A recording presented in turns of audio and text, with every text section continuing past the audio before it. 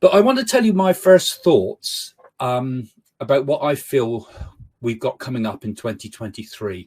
En dan ga ik nu beginnen met de voorspellingen. Ik heb er opgeschreven voor 2023.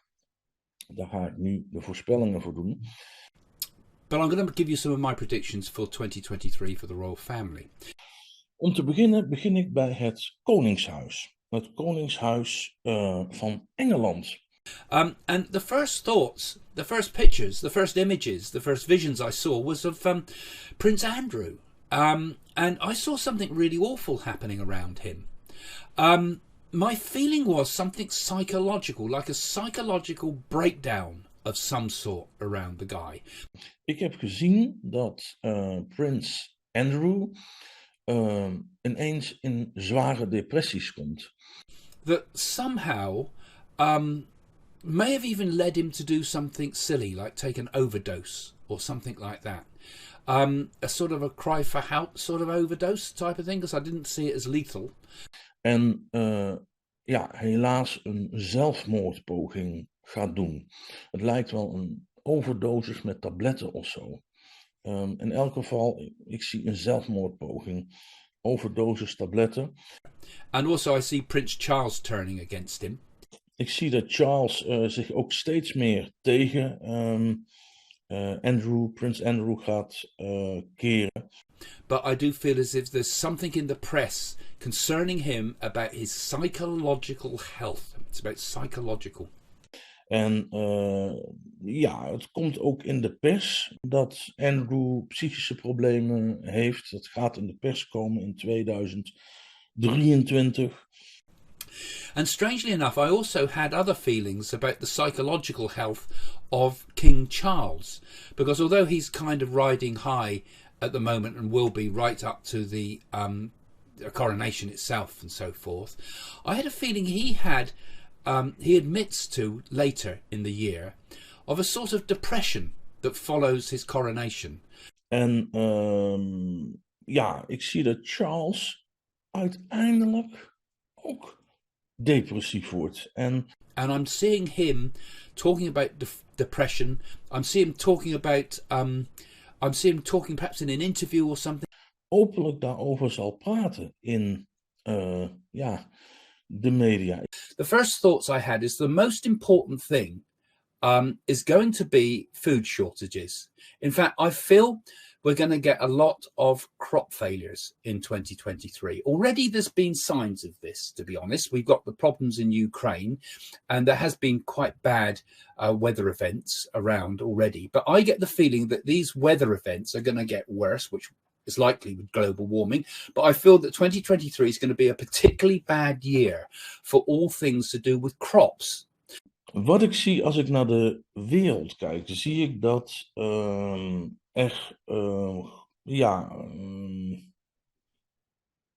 veel voedseltekort zal zijn.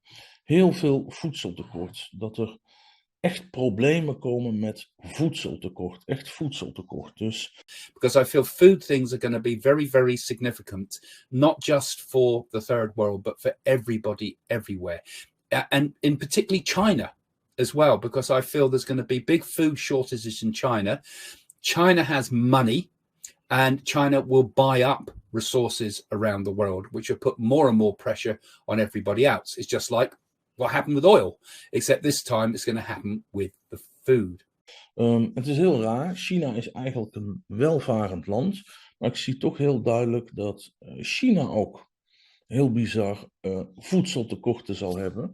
En ook elders in de wereld veel voedseltekorten. En ik zie dat we een jaar krijgen, het jaar 2023, waarin oogsten heel slecht zullen zijn. Slechte oogsten zie ik. Dus although we've got avian flu at the moment happening here in the UK as I talk, I feel we're going to get some form of cattle illness that's also going to add to these problems.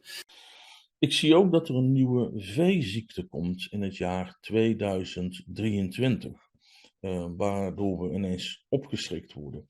I had a bad feeling for December, as if something really bad happens in the month of December. Now, unfortunately, I don't know if it's this December or December 2023, but I had a feeling of something quite, and I got a sense of a cloud again. So I often get these feelings of foreboding with this. It makes me wonder if Russia could use a dirty sort of bomb, not a nuclear bomb like we know it, but some form of spreading of nuclear material, or doing something with maybe one of the nuclear power stations and faking up perhaps a nuclear release, as if something I felt as if there was some, and blaming Ukrainians for it. Now, I know we've kind of we're seeing this at the moment with this sort of saber rattling, but I get the sense that Putin might actually do it. And I'm seeing it soon. And I felt December, and I think it's December this year, but I've kind of put my mind for 2023. So if not this year, maybe next. Ja, wat ik zie bij Rusland en de Oekraïne, zie ik heel duidelijk, dat zie ik voorlopig nog problematisch blijven. Maar ik zie ook dat op een of andere manier, Rusland of zo een of andere vieze bom laten ontploffen of laten neerkomen. Misschien met nucleaire deeltjes erin, of ziekmakende deeltjes, of gifgas. Ik weet het niet precies. Ik heb hier de puntjes opgeschreven die ik heb gezien. En als ik nu weer kijk, zeg maar, van wat ik afgelopen week zag toen ik me erop ging concentreren, dan zie ik dus inderdaad een soort gifwolk, of een wolk, heel duidelijk. En ik zie een kerncentrale in brand staan. Niet zo erg als toen met Tsjernobyl, maar ik zie een kerncentrale in brand staan. Heel apart. Dat is ook allemaal wat ik zie, heel duidelijk.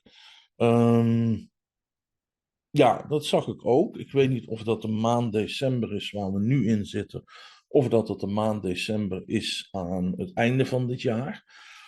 Maar ik zie heel duidelijk maand december heel zwaar. Ik krijg een heel zwaar gevoel. Dus of in deze maand december gaat er iets heel ergs gebeuren, wat heel veel gemoederen bezighoudt. Ik weet niet hoe ik het moet uitleggen. Of in december aan het einde van het jaar 2023 bedoel ik. Aan het einde van het jaar 2023 misschien.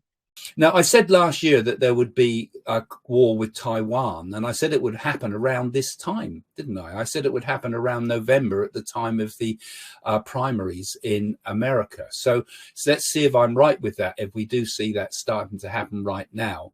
But I do certainly feel that I think there will be conflicts over Taiwan, not just saber rattling as we've been getting at the moment. In fact, I feel that there's going to be a naval conflict around Taiwan, and that's how it will start. It will be a naval rather than a full-out invasion. But I feel that it will be naval exchanges. Ja, wat ik ook heb gezien, dat zie ik nu ook dat ik dat op heb geschreven, is China.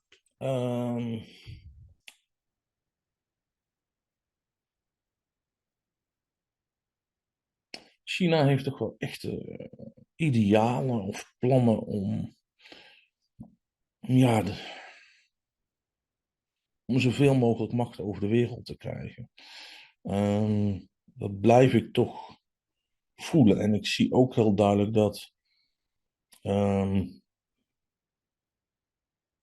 China een soort zeeconflict krijgt.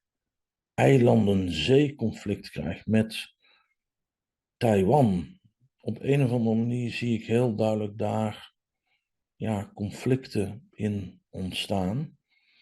And in fact, I see a war on drugs throughout Europe, actually, but also a move in Europe to legalize cannabis Europe-wide, actually. So I'm seeing that as an attempt to break some of the money that these cartels make through illegal dealings with that. Ja, ik zie heel duidelijk dat cannabis eigenlijk in heel Europa legaal gemaakt gaat worden. dat er een soort legalisering gaat komen met cannabis. Wat dus echt, ja, wiet, cannabis, wat allemaal heel, dat soort dingen, bepaalde drugs, wordt legaal. But I see a big drug scandal in Italy, a big sort of a bust type thing. But I see implications that the Vatican is being involved, not knowingly, but Vatican involved through something like the Vatican Bank or something like that, or money laundering somehow done, or a priest involved in this or something. Wat ik ook zie is heel duidelijk, ik heb dat een tijd terug ook al gezien, maar ik heb allemaal het idee dat het in 2023 echt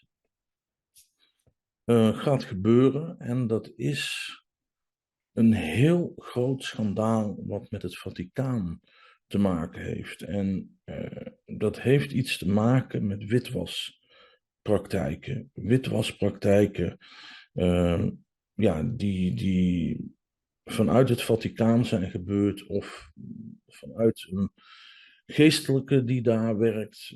Maar in elk geval heel duidelijk, ja, witwaspraktijken krijg ik heel duidelijk.